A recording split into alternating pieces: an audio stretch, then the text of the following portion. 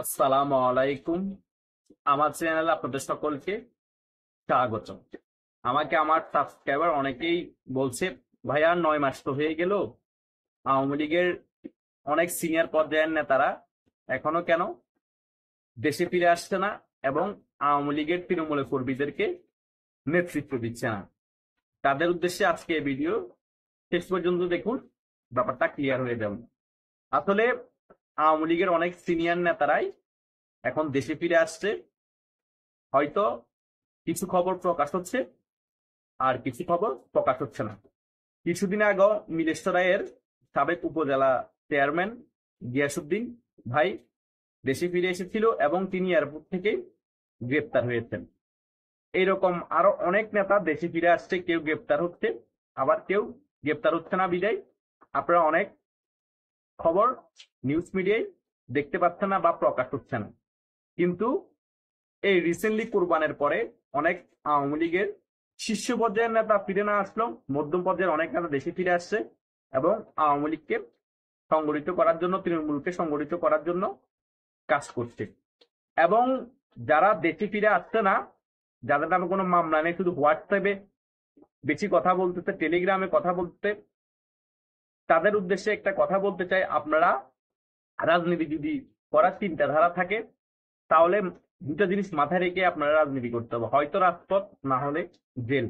আপনি বিদেশে বসে থাকবেন, আরামে থাকবেন, ওখান থেকে বসে বসে নির্দেশ দিবেন, ডিরেকশন দিবেন, আর তৃণমূলের কর্মীরা রাজপথে থাকবে, জেল জুলুমের শিকার হবে, পরে খবর নেবেন না। এই চিন্তাধারা হলে আপনার রাজনীতি করার দরকার নাই, টেলিগ্রামে হোয়াটসঅ্যাপে বড় বড় কথা বলারও দরকার নাই। কিন্তু যতটুকু আমার তথ্য মতে জানা আছে, মোটামুটি মধ্যম পর্যায়ের নেতারা এবং নেতৃত্ব দেওয়ার মতো যে সকল নেতা আছে বিভিন্ন জেলা উপজেলা, তারা আস্তে আস্তে করে দেশে ফিরে আসছে এবং উপর থেকেও নির্দেশ দেওয়া আছে, আপনারা দেশে ফিরে যান, দলকে সংগঠিত করুন। কারণ কতজনকে গ্রেপ্তার করবে?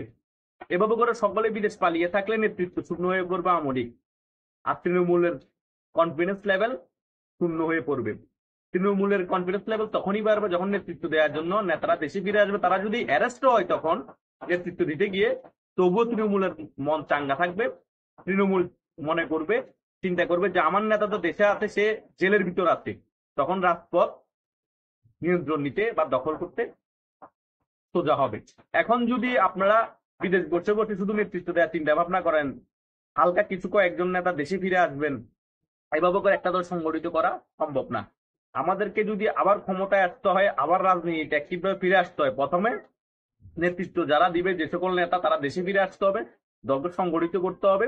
তারপরে গিয়ে আমরা রাজপথের নিয়ন্ত্রণ নিতে পারবো, আবার আমরা আগের মতো সাংগঠনিক ভাবে শক্তভাবে ফিরে আসতে পারবো রাজপথে, আবার ক্ষমতা আসার স্বপ্ন দেখতে পারবে।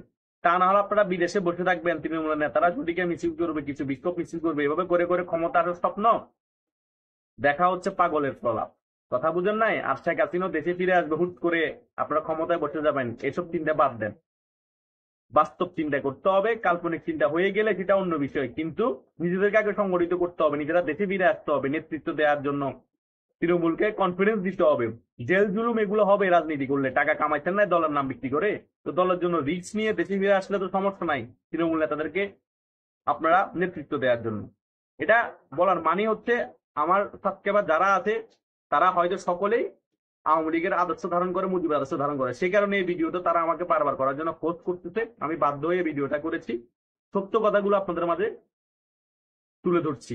আওয়ামী লীগের নেতারা যত তাড়াতাড়ি এই জিনিসটা বুঝতে পারবে, শীর্ষ পর্যায়ের নেতাদের যদি এখনো জানার হুমকি থাকে, তারা বিদেশ থাকুক, কিন্তু আপনারা মধ্যম পর্যায়ের নেতা মাম মানে তারা কেন বসে থাকবেন?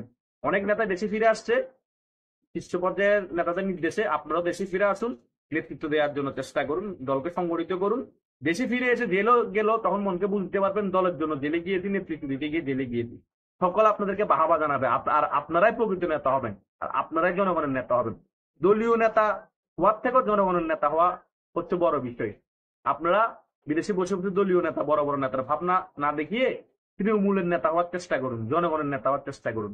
জনগণ আপনাদেরকে সেলুট দিবে, ভালোবাসা দিবে, সম্মানের সহিত আপনারা বাংলাদেশে থাকতে পারবেন। মরে যাওয়ার পরও জনগণ আপনাদেরকে সেলুট জানাবে। এটাই হচ্ছে বাংলাদেশের রাজনীতির বাস্তব প্রেক্ষাপট, যেটা যত তাড়াতাড়ি আপনারা বুঝবেন, যে দলীয়, বিএনপি হোক, আওয়ামী লীগ, জামাত হোক, যে দলীয়, তত তাড়াতাড়ি আপনারা জনগণের দলে উঠতে পারবেন, জনগণের কাছে সম্মান পাবেন।